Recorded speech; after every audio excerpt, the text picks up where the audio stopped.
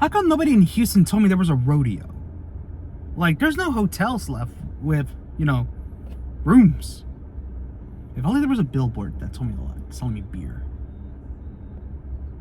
Who cares? I got Joshi's to talk about, so let's get into that. Hello everybody, welcome back to the channel, and yes, we are out of the hotel room and we are on location. We are in a Kroger parking lot here, 6 minutes away from Post Houston. Pretty much so this is going to be impromptu reactions in front of the masses. So if they're looking at me weird, waving my hands or anything like that, then either I'm doing this video or I'm just weird in general. I have no idea. That being said, you already know the intros. Up girls, maids, let's get it going here. As we start off with Shino Suzuki versus Mifu Aishida, and this pretty much so was just a regular singles match between the two and everything, with Shino getting the win, which was very impressive, I will say, because most of the time it would have been Mifu getting the win, like for these occasions, and I was expecting her to actually get the win here, but no, inverted my expectations and Shino got the victory. Like, heck yeah, dude. Maybe the winning streak of the Up girls can continue with this match, as Uda has a singles match against... Alright, she's gonna die. Considering that other people have met Uda and everything like that, so she did survive this one, but she didn't hear no damn bell. Of course, I'm talking about her against Sakura Hotori, and pretty much so, it was just a will survive, you know, like Uda just was the smallest competitor and everything like that, and Sakura is riding the momentum of these matches, and you know, all you can say is that Uda did her best to at least have a comeback, you know, fight back and everything like that, but Sakura was obviously overpowered and everything like that, and from that point, pretty much the Uda was just done for, as Hotori got the victory via submission. And yeah, it took a little while for Hotori to let go, because apparently over in the bell area and everything like that, nobody knew when to ring the bell. She still had the submission hold and Uda was just suffering, man. Like, no, Uda, no. Regardless, Sakura did let go after the bell rung finally. And yeah, Sakura got another win, and now she heads into Houston 3-0. So maybe the winning streak does conclude with a 4-0 record here in Texas. So hey, if she does lose in Japan, she can still say, I'm still undefeated in America, and that's how you build a grudge match. So, bucking. So we got Teslas, we got Bucky's. What else I gotta bring out? Oh, more Bucky's. Okay. I mean, if they bring it for Houston, you know, the onesies ready to go. So, nonetheless, Raku and Palm versus Daisy Monkey of the team of Suzume and Arisu Endo. And let's just say, chaos. Pretty much they had this station that pretty much was more famous in Japan. I forgot what it was called, but nonetheless, they had their turns picking out the items inside the ball and everything like that.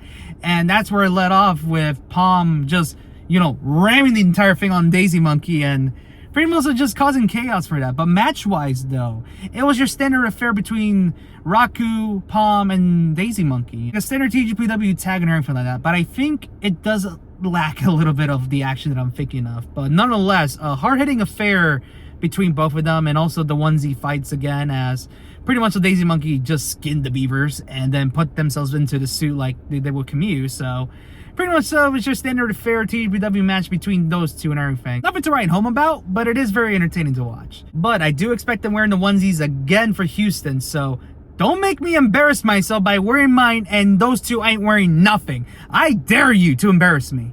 Then again, I rewarded onesie to non-wrestling events, so I'm already embarrassing myself more than ever. One tag match to another. This one was a little bit more of a strong affair and everything like that, as Uber Eats of the team of Camus and Wakana Yurihara goes against Yuki Aino and Vixen.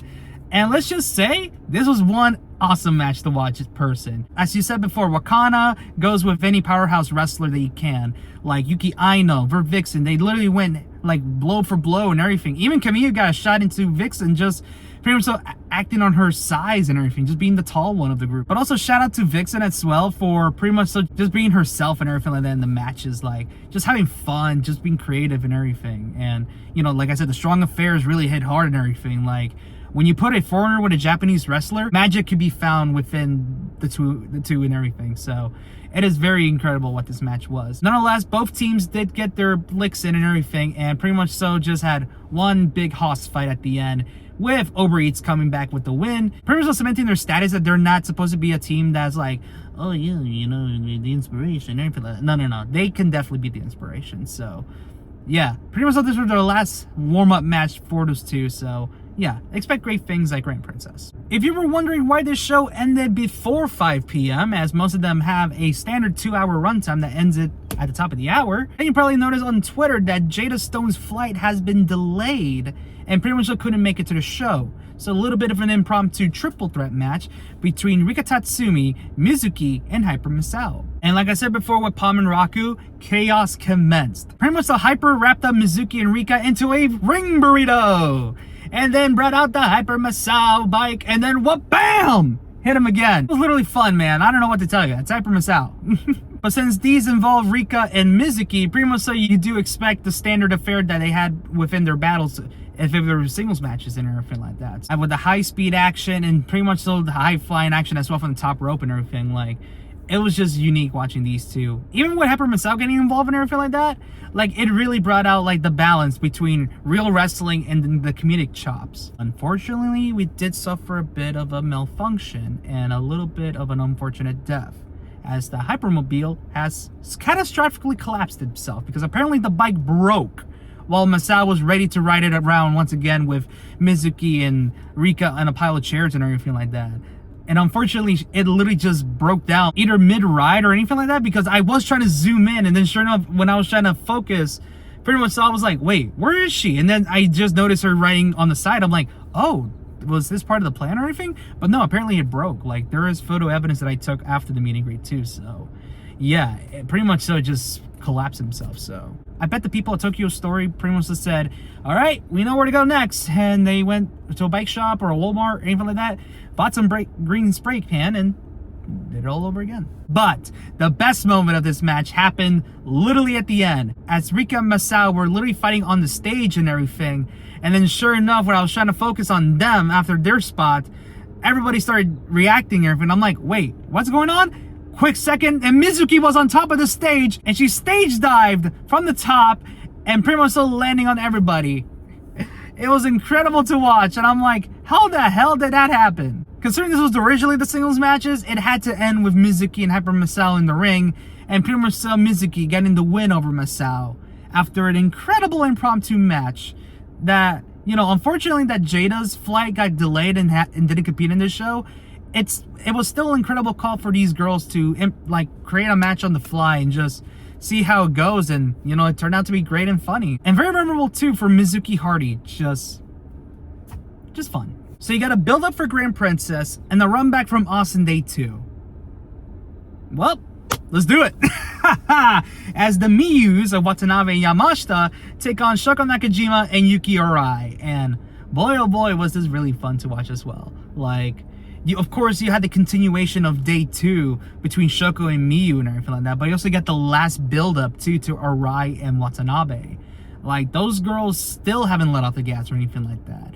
Like, they still hit each other, the stares. Like, the acting chops from these girls really showed that they really do not like each other. So, and heading to Grand Princess, it will show, like, how much animosity between those two they still have, and pretty much over the belt. So, it'll be very interesting to watch.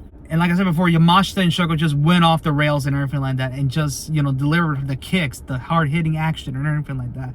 Like, it truly made you believe that Yamashita was going to get this win again. But pretty much so we saw a reversal, and then pretty much so Shoko would end up getting the win for their team, which is a little bit odd, because considering that we're still building Arai and Miyu, you would expect them to at least get, like, involved with the action, like, pin-wise. But, you know, as it stands, they go in it tied with only one draw from this build-up. So it's all up to Grand Princess and see how this goes. So best of luck to them. Like I said before, the matches that I highlighted has to be the triple threat and the main event tag as well. So the highlights of those shows, I can say for sure. So if you want to watch it again on Wrestle Universe, anything like that, go for it. Like, these shows have been put on great and everything like that by these guys. So, you know, shout out to Tokyo Story, shout out to TJPW, shout out to everybody involved. So, and now we get to wrap it up on Day 4.